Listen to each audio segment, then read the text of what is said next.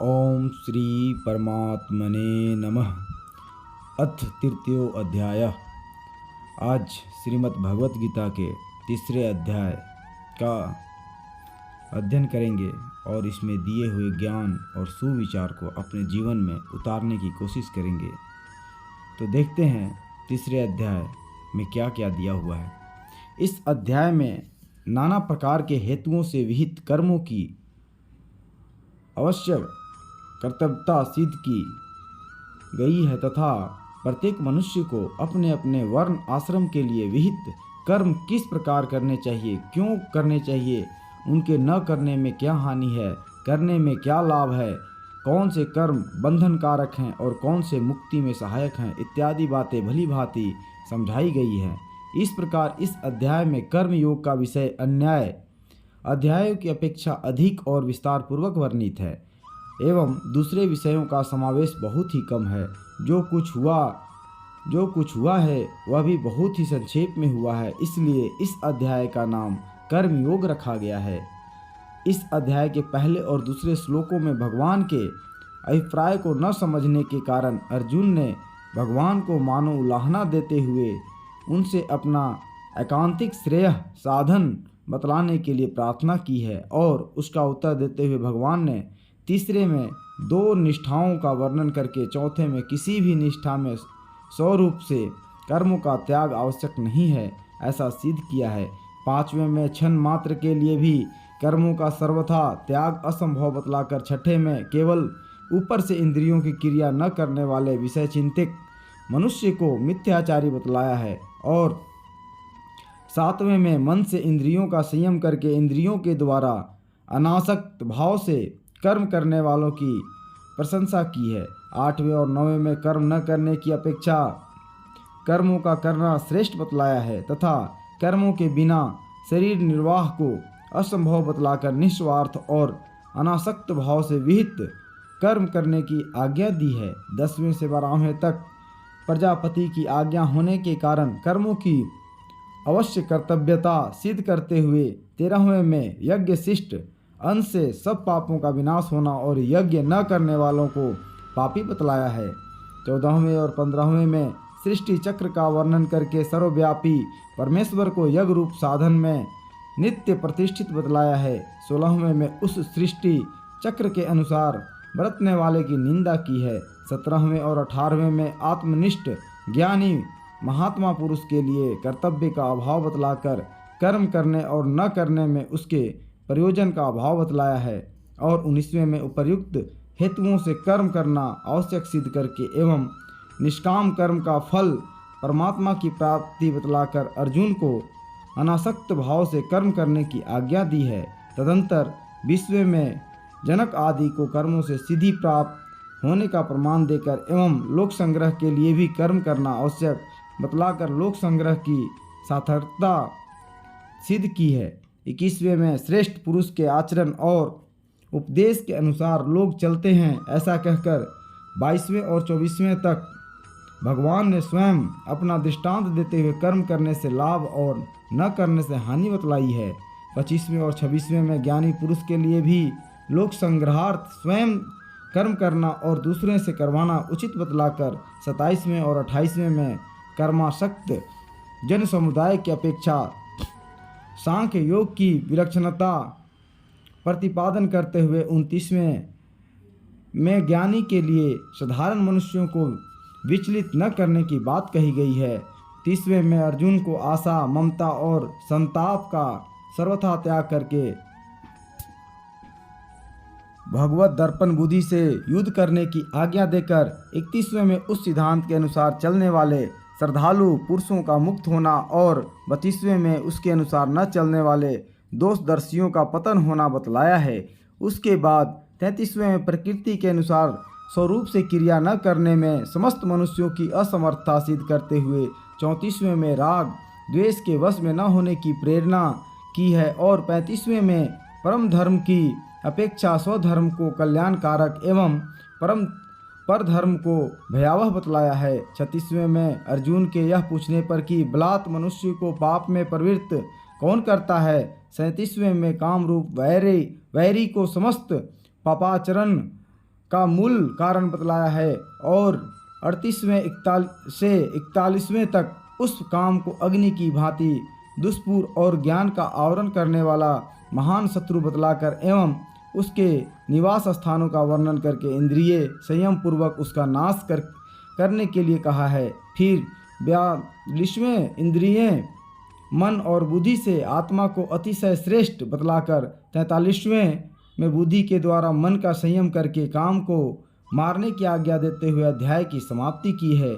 इस प्रकार आगे जानते हैं कि दूसरे अध्याय में भगवान ने अशोच्यानशोचस्त्वम से लेकर देहि नित्य मोधयोयम तक आत्म तत्व का निरूपण करते हुए सांख्य योग का प्रतिपादन किया और बुधिर योगो त्विमा श्रीणु से लेकर तदा योग मवास्य शयसी तक समबुद्धि रूप कर्म योग का वर्णन किया। इसके पश्चात 54वें श्लोक से अध्याय की समाप्ति पर्यंत अर्जुन के पूछने पर भगवान ने समबुद्धि रूप कर्म योग के द्वारा परमेश्वर को प्राप्त हुए स्थित प्रज्ञ सिद्ध पुरुष के लक्षण, आचरण और महत्व का प्रतिपादन किया।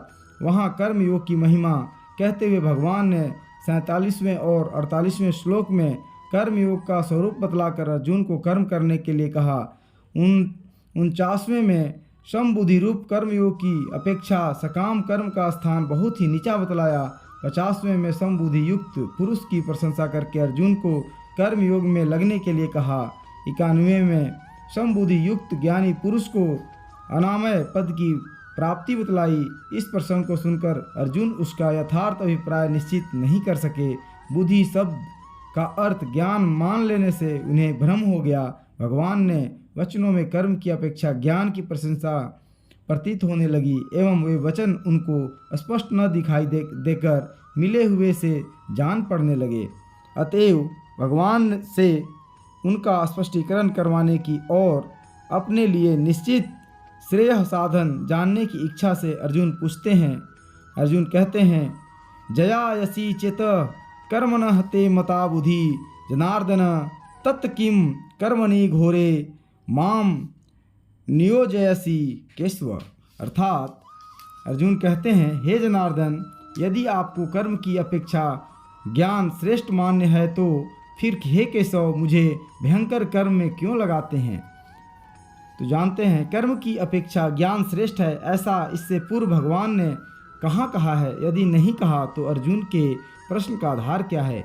भगवान ने तो कहीं नहीं कहा, किंतु अर्जुन ने भगवान के वचनों का मर्म और तत्व न समझने के कारण दुरेन हवंबर कर्म बुद्धि योगाद नयजय से यह बात समझ ली कि भगवान बुद्धि योग से ज्ञान का लक्ष्य कराते हैं और उस ज्ञान की अपेक्षा कर्मों को अत्यंत तुच्छ बतला रहे हैं। वस्तुतः वहाँ बुद्धि योग शब्द का अर्थ ज्ञान नहीं है। बुद्धि योग वहाँ समबुद्धि से होने वाले कर्म योग का वाचक है और कर्म शब्द सकाम कर्मों का, क्योंकि उसी श्लोक में भगवान ने फल चाहने वालों को कृपणाः फल हेतवः कहकर अत्यंत दीन बतलाया है और उन सकाम कर्मों की तुच्छ बतलाकर बुधौ शरण मनवच्छेछ से समबुद्धि रूप कर्म योग का आश्रय ग्रहण करने के लिए आदेश दिया है। परंतु अर्जुन ने इस तत्व को नहीं समझा, इसी से उनके मन में उपर्युक्त प्रश्न की अवतारणा हुई। आगे जानते हैं बुद्धि शब्द का अर्थ यहाँ भी पूर्व की भांति समबुद्धि रूप कर्म योग क्यों न लिया जाए। यहाँ तो अर्जुन का प्रश्न है, वे भगवान के यथार्थ तात्पर्य को न समझकर बुद्धि शब्द का अर्थ ज्ञान ही समझे हुए हैं और इसीलिए वे उपर्युक्त प्रश्न कर रहे हैं। यदि अर्जुन बुद्धि का अर्थ समबुद्धि रूप कर्म योग समझ लेते तो इस प्रकार के प्रश्न का कोई आधार ही नहीं रहता। अर्जुन ने बुद्धि का अर्थ ज्ञान मान रखा है, अतएव यहाँ अर्जुन की मान्यता के अनुसार बुद्धि शब्द का अर्थ ज्ञान ठीक ही किया गया है। आगे जानते हैं मुझे घोर कर्म में क्यों लगाते हैं, इस वाक्य का क्या भाव है। भगवान के अभिप्राय को न समझने के कारण अर्जुन यह माने हुए हैं कि जिन कर्मों को भगवान ने अत्यंत तुच्छ बतलाया है उन्हीं कर्मों में तस्माद्धुस्व भारत, इसलिए तू युद्ध कर, कर्मण्येवाधिकारस्ते, तेरा कर्म में ही अधिकार है। योगस्थ कुरु कर्माणि, योग में स्थित होकर कर्म कर इत्यादि विधि वाक्यों से मुझे प्रवृत्त करते हैं। इसीलिए वे उपर्युक्त वाक्य से भगवान को मानो उलाहना सा देते हुए पूछ रहे हैं कि आप मुझे इस युद्ध रूप भयानक पाप कर्म में क्यों लगा रहे हैं। आगे जानते हैं यहाँ जनार्दन और केशव नाम से भगवान को अर्जुन ने क्यों संबोधित किया।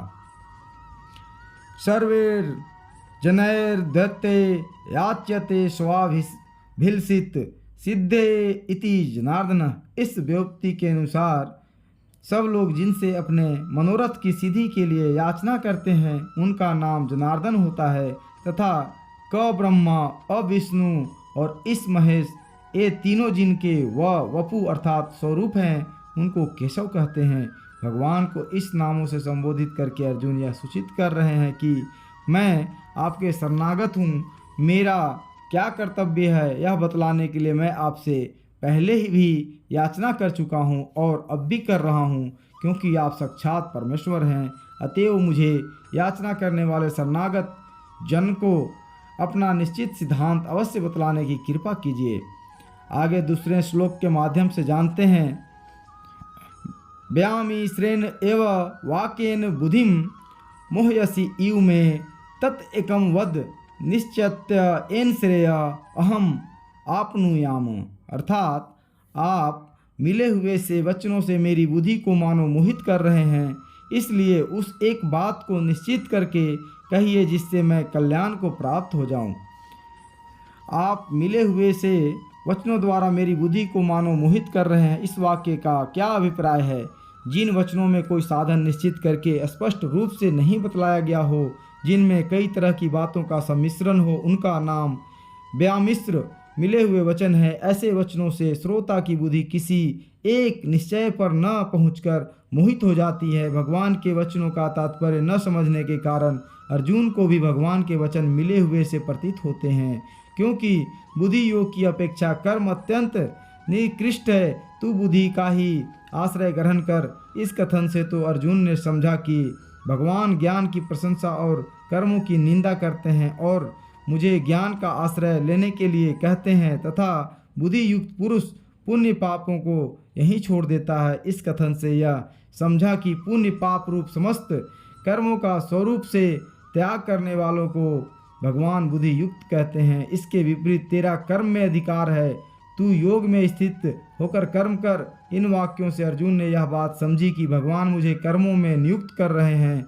इसके सिवा निस्त्रय गुण्यो भव, आत्मान भव आदि वाक्यों से कर्म का त्याग और तस्मा दुद्य अश्व भारत ततो युधाय युजस्व तस्मा द्यो गाय युजस्व आदि वचनों से उन्होंने कर्म की प्रेरणा समझी। इस प्रकार उपर्युक्त वचनों में उन्हें विरोध दिखाई दिया, इसलिए उपर्युक्त वाक्य में उन्होंने 2 बार इव पद का प्रयोग करके यह भाव दिखलाया है कि यद्यपि वास्तव में आप मुझे स्पष्ट और अलग अलग की साधन बतला रहे हैं, कोई बात मिलाकर नहीं कर रहे हैं, तथा आप मेरे परम प्रिय और हितैषी हैं, अतएव मुझे मोहित भी नहीं कर रहे हैं, वरम मेरे मोह का नाश करने के लिए ही उपदेश दे रहे हैं। किंतु अपनी अज्ञता के कारण मुझे ऐसा ही प्रतीत हो रहा है कि मानो आप मुझे परस्पर विरोध और मिले हुए से वचन कहकर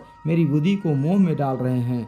आगे जानते हैं। यदि अर्जुन को दूसरे अध्याय के 49वें और 50वें श्लोकों को सुनते ही उपर्युक्त भ्रम हो गया था, तो 53वें श्लोक में उस प्रकरण के समाप्त होते ही उन्होंने अपने भ्रम निवारण के लिए भगवान से पूछ क्यों नहीं लिया, बीच में इतना व्यवधान क्यों पड़ने दिया। यह ठीक है कि अर्जुन को वही शंका हो गई थी, इसलिए 54वें श्लोक में ही उन्होंने इस विषय में पूछ लेना चाहिए था। किंतु 53वें श्लोक में जब भगवान ने यह कहा कि जब तुम्हारी बुद्धि मोह रूपी दलदल से तर जाएगी और परमात्मा के स्वरूप में स्थिर हो जाएगी, तब तुम परमात्मा में संजोग रूप योग को प्राप्त होगे। तब उसे सुनकर अर्जुन के मन में परमात्मा को प्राप्त स्थिर बुद्धि युक्त पुरुष के लक्षण और आचरण जानने की प्रबल इच्छा जाग उठी। इस कारण उन्होंने अपनी इस पहली शंका को मन में रखकर पहले स्थित प्रज्ञ के विषय में प्रश्न कर दिए और उनका उत्तर मिलते ही इस शंका को भगवान के सामने रख दिया। यदि वे पहले इस प्रसंग को छेड़ देते तो स्थित प्रज्ञ संबंधी बातों में इससे भी अधिक व्यवधान पड़ जाता। आगे जानते हैं, उस एक बात को निश्चित करके कहिए जिससे मैं कल्याण को प्राप्त हो जाऊं। इस वाक्य का क्या भाव है? इससे अर्जुन ने यह भाव दिखलाते हैं कि अब तक आपने मुझे जितना उपदेश दिया है उसमें विरोध प्रतीत होने से मैं अपने कर्तव्य का निश्चय नहीं कर सका हूँ। मेरी समझ में यह बात नहीं आई कि आप मुझे युद्ध के लिए आज्ञा दे रहे हैं या समस्त कर्मों का त्याग कर देने के लिए।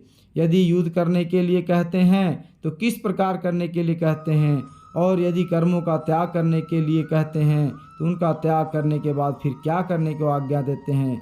इसलिए आप सब प्रकार से सोच समझकर मेरे कर्तव्य का निश्चय करके मुझे एक ऐसा निश्चित साधन बतला दीजिए कि जिसका पालन करने से मैं कल्याण को प्राप्त हो जाऊं। आगे जानते हैं, यहाँ श्रेय पद का अर्थ कल्याण करने का क्या अभिप्राय है। यहाँ श्रेय प्राप्ति से अर्जुन का तात्पर्य इस लोक या परलोक के भोगों की प्राप्ति नहीं है, क्योंकि भूमि का निष्कंटक राज्य और देवों का आधिपत्य मेरे शोक को दूर नहीं कर सकते। यह बात तो उन्होंने पहले ही कह दी थी। अतएव श्रेय प्राप्ति से उनका अभिप्राय शोक मोह का सर्वथा नाश करके शाश्वती शांति और नित्यानंद प्रदान करने वाली नित्य वस्तु की प्राप्ति से है। इसलिए यहाँ श्रेय पद का अर्थ कल्याण किया गया है। इस प्रकार तीसरे अध्याय का दूसरा श्लोक समाप्त हुआ। आज के लिए इतना ही। आगे फिर मिलेंगे अगले श्लोक में। धन्यवाद।